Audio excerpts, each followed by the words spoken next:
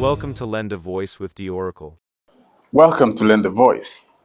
And today the concern is about the goal of education in Nigeria.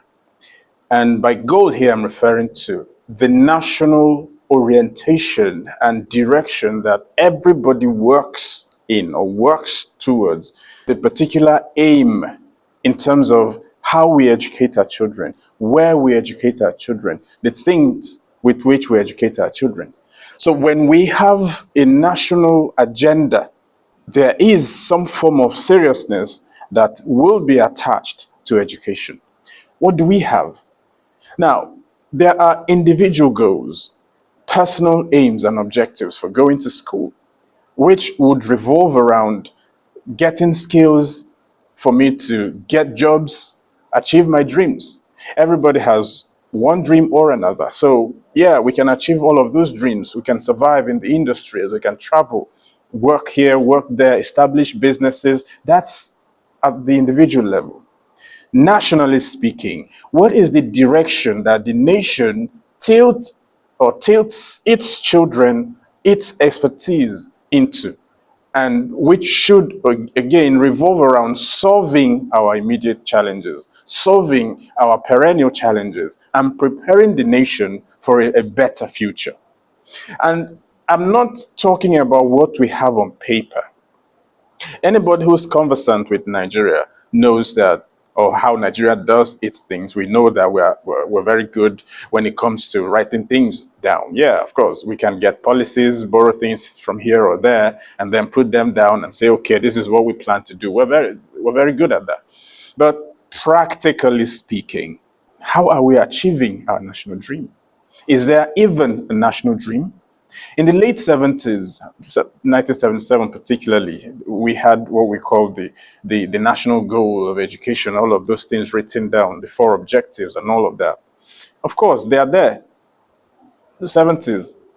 So the 80s, the 90s, the 2000s, the 2010s, we're in the 2020s, so approximately 50 years since we penned down national goals for education. How much of those have we achieved? You can go check them and see for yourself and judge by yourself how much that we have achieved. But the truth of the matter is, practically speaking, Nigeria does not have a particular aim in education. How do you know that? If we had, it would show in how we handle education. It will show in how we fund education. It will show in how we handle children and also how we handle graduates. Because graduates are supposedly the backbone of any industry. I mean, the manpower, the labor force, those who are done with the university, who have now been unskilled and have different skill sets, they are supposed to be the one carrying the system on their backs. But how do we treat them? Are you aware that many Nigerian graduates today no longer pursue their academic dreams when they're out? You see a situation where somebody is now a seamstress, a fashion designer, learning all forms of trade because they can't find jobs that are befitting.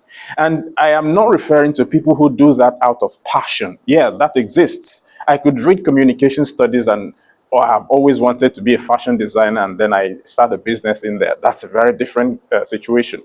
But where people are going to different fields to look for ways to survive because there is no job, because they cannot find the space to survive with their skill set, that is a big problem that we're having in this country. So you find a situation where I am done with the university 4 years, 5 years, and within those 4 years or 5, somebody else who had left secondary school together with me, who could not proceed to advanced education, probably went to learn how to sew, probably went to learn how to make shoes, probably had gone to learn one trade or another. And then I, after my 4, 5, 6 years of university, would now go back to that same person as an apprentice, not out of passion, but out of necessity.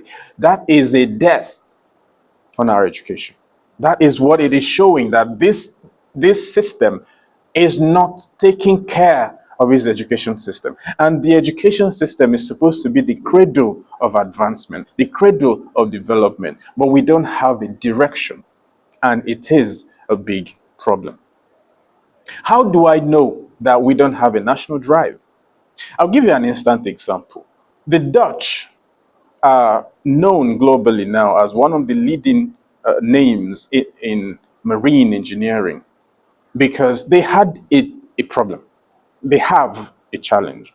They dealt with flooding. They had the challenges, environmental challenges regarding water and how to deal with water.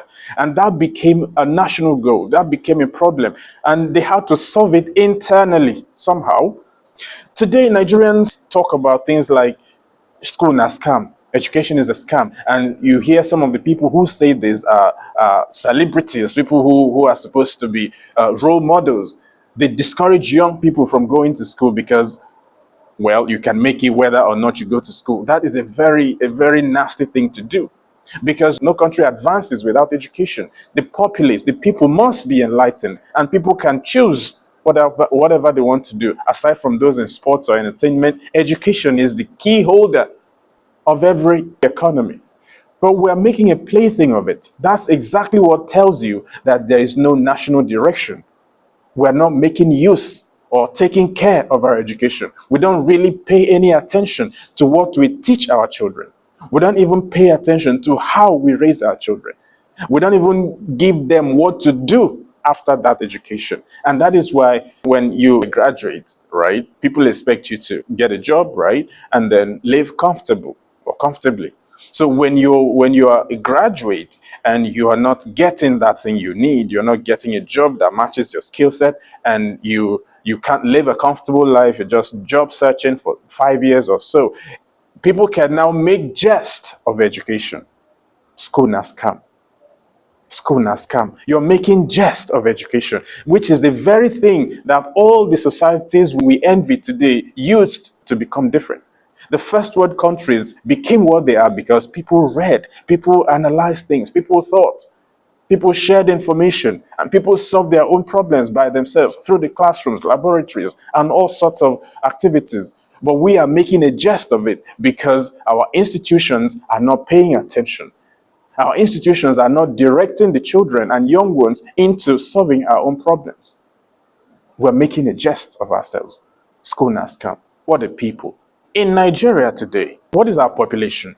We're in millions. Now, this is a vast market. I mean, as a country alone, not even the continent, we're a vast market for ourselves. As a developing nation, every service anybody can provide is needed. We have a large market and we have need for everything. Let me give you instances. Medicine. Nigeria is not developed, not very developed. That means, in fact, whether developed or not developed, every country needs a good Medicare or medical sector. Do we have that? No. What it means is we need doctors. Nigeria needs more and more and more doctors. Nigerians are not very educated. Our education, we still have a lot of people out of school. That means we need teachers. Nigeria needs lawyers. Nigeria needs engineers. Nigeria, especially in terms of development, we are nowhere there, which means we need to start developing, right? Meaning that we need engineers. We need all forms of engineering because we are not developed yet. But why are our engineers looking for jobs abroad? Why are our doctors looking for jobs abroad? Why are our teachers looking for jobs abroad? Why is every expert in Nigeria looking for places to be in anywhere else but Nigeria? It's obvious. It's simple. There are no industrial rooms to accommodate everybody. And why are those rooms not there? We are not a serious people. What kind of people are we?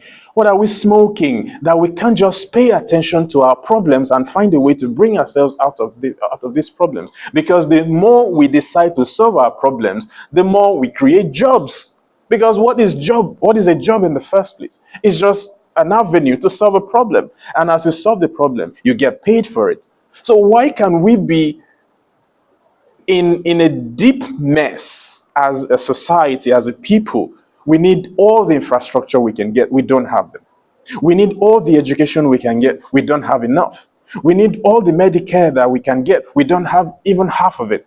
And yet, when we produce people who can render these services, who can work to change our stories, they travel abroad. Why? There are no jobs. And even those who have the jobs, there are no good pay. Even those who have the good pay, you can be sick the next day and you won't have a medical doctor to treat you.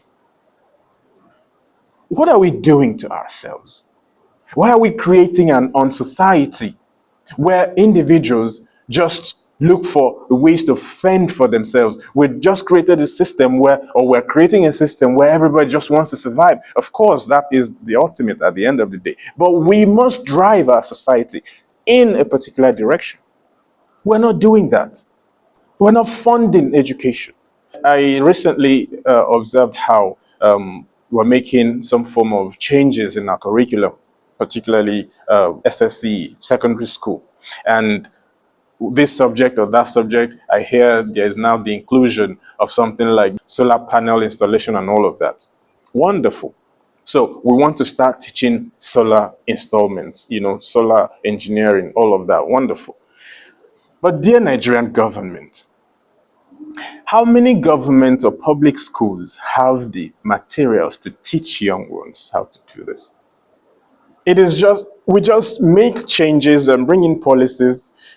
For what purposes? We don't know. Because why are you making changes without providing the materials, without providing equipment, without providing facilities? That tells you how nonchalant we are with our education. And when we are this nonchalant with our education, our problems remain over time. What did we have as a problem 30 years ago, 50 years ago? Have we solved how many?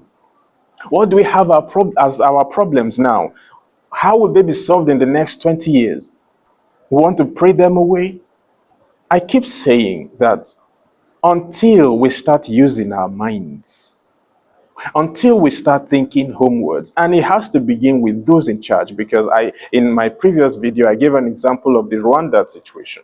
It was the leadership that ensured that they taught their children how to be Rwandans and not just the Hutu or Tutsi.